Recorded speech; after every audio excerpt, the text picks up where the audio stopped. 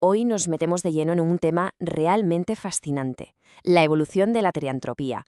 Vamos a ver cómo una idea que empezó siendo casi un mito, algo sobre transformaciones mágicas, ha acabado convirtiéndose en una identidad muy real, muy sentida, sobre todo en el mundo de Internet. La pregunta con la que partimos es potente. ¿Qué pasaría si, en un momento de reflexión, alguien sintiera que una parte de su ser, de su esencia, es más animal que humana? Esta idea, que podría sonar casi poética, es en realidad el corazón de una identidad súper compleja y, la verdad, a menudo bastante malinterpretada. A ver, en su versión actual, la teriantropía se define como la experiencia de identificarse por dentro como un animal no humano. Y aquí hay que subrayar varias palabras: internamente, psicológica y espiritual. Es fundamental entender que no estamos hablando de una transformación física, para nada. Es una convicción profunda sobre quién se es por dentro. Y antes de seguir, vamos a quitarnos de en medio la confusión número 1. Ser Therian no es lo mismo que ser furry. Un Therian siente que es un animal en su interior, es una parte de su identidad, un estado del ser. En cambio, el fandom furry es un hobby, una afición, un interés creativo por los animales con rasgos humanos. Para que quede claro, uno es lo que se es y el otro es lo que a uno le gusta. Para analizar todo esto bien, vamos a seguir una pequeña hoja de ruta. Primero, vamos a definir bien qué es un Therian, desde sus orígenes. Después viajaremos a su nacimiento en la red. Veremos cómo la comunidad marcó distancias con los fandoms. Exploraremos su momento actual de máxima visibilidad. Y por último, lo miraremos desde una perspectiva más sociológica y psicológica. Venga, pues empezamos por el principio. Apartado 1. ¿Qué es un Therian? Del mito antiguo al significado moderno.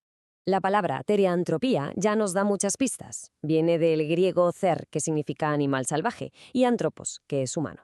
Históricamente, en los mitos, en la antropología, se usaba para hablar de la transformación física de un humano en un animal. Vamos, los hombres lobo de toda la vida.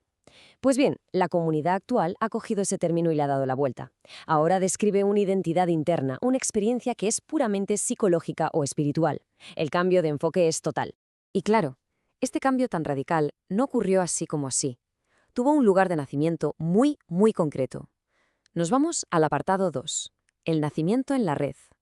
La génesis digital de una comunidad. Pues sí, el punto de partida, el año cero de la comunidad Therian, tal y como la conocemos, es 1992. Y lo más curioso de todo es que arrancó en un grupo de Usenet para fans de películas de hombres lobo. El grupo se llamaba alt.horror.werewolves. Si seguimos la cronología de los 90, vemos cómo fue todo. Empezó en el 92 como un club de fans de pelis, pero al poco tiempo, algunos usuarios, que se llamaban a sí mismos Weres, empezaron a decir que para ellos esa identidad de lobo era algo real y constante. A mediados de la década, para incluir a gente que se sentía como otros animales, felinos, osos, lo que fuera, se inventó la palabra Therian, y ya para finales de los 90 se empezó a hablar del concepto clave de shift, o sea, un cambio mental o sensorial. Con el cambio de milenio, la comunidad entró en una nueva fase, una de consolidación.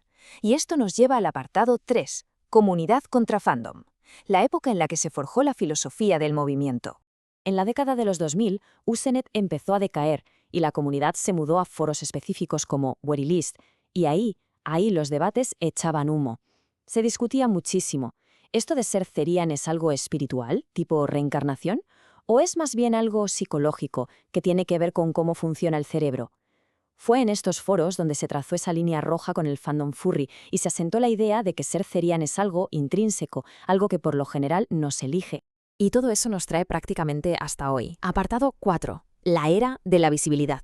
De los foros de nicho al TikTok global. La trayectoria es clarísima, casi de manual. De esos grupos de Usenet súper pequeños y cerrados a los foros especializados. Después, en la década de 2010, se dio el salto a plataformas mucho más visuales como Tumblr e Instagram. Y finalmente, la explosión masiva en TikTok. El fenómeno Therian TikTok ha convertido una subcultura que conocían 4 gatos en un movimiento global. Esta nueva visibilidad, claro, ha traído consigo formas de expresión muy reconocibles. Por un lado está el gear, máscaras, colas, guantes, que se usan como forma de expresión y a veces para aliviar algo llamado disforia de especie. Luego están los quadrópics, que es una práctica atlética de moverse a 4 patas que se ha convertido en un símbolo visual potentísimo. Y también se han relazado mucho con la comunidad Otherkin, que son personas que se identifican como seres mitológicos, como dragones o elfos. Con toda esta visibilidad, lógicamente surge una pregunta muy importante. ¿Cómo se entiende todo esto desde una perspectiva profesional, desde la psicología? Pues eso es lo que vamos a ver en el apartado 5. Una identidad, no un trastorno. Aquí el punto clave es este. La teriantropía no se considera un trastorno mental en el DSM-5, que es, digamos, la Biblia de la psiquiatría. Solo se vería como un problema si le causara a la persona un malestar clínico muy grande o le impidiera llevar una vida normal. Es súper importante diferenciarlo de la licantropía clínica, que sí es una psicosis en la que la persona cree que se está transformando físicamente en un animal. Son dos cosas distintas. El camino personal que suelen seguir muchos Therians tiene como 3 grandes pasos. Primero está el reconocimiento, esa sensación de que tu esencia, tu yo más profundo, no es del todo humana. El segundo paso es la aceptación, que a menudo llega al encontrar una comunidad y un lenguaje que valida lo que sientes, como por ejemplo la sensación de tener miembros fantasma, una cola, unas orejas. Y el tercer paso es la integración, aprender a vivir una vida humana normal y corriente, pero sin dejar de honrar esa identidad animal interna. Para que quede todo atado, vamos a hacer un repaso súper rápido del vocabulario clave. Primero, el terriotipo. Es simplemente el animal no humano específico con el que una persona se identifica. Puede ser un lobo, un zorro, un gato. Luego tenemos el shift, o cambio. Es una alteración temporal del estado mental, una experiencia en la que la persona se siente más cerca de su estereotipo, con sus percepciones alteradas. Es una de las experiencias más centrales de esta identidad. Un concepto un poco más específico es el cameo shift. Se trata de una experiencia muy breve, muy momentánea, de sentirse como un animal que no es tu estereotipo principal. Como si otra identidad animal hiciera una pequeña aparición estelar. Y por último, la disforia de especie. Es ese sentimiento de desconexión, de incomodidad o de que hay algo erróneo en el propio cuerpo humano. Esto, por ejemplo, ayuda a entender por qué para algunas personas el gear es tan importante, porque les ayuda a aliviar esa sensación. Al final, si lo miramos con un poco de perspectiva, la historia de los Therians es, en el fondo, una historia muy humana. Es la historia de personas que buscan entender su lugar en el mundo, que intentan recuperar una conexión con la naturaleza que, muchas veces, la vida moderna parece empeñada en eliminar.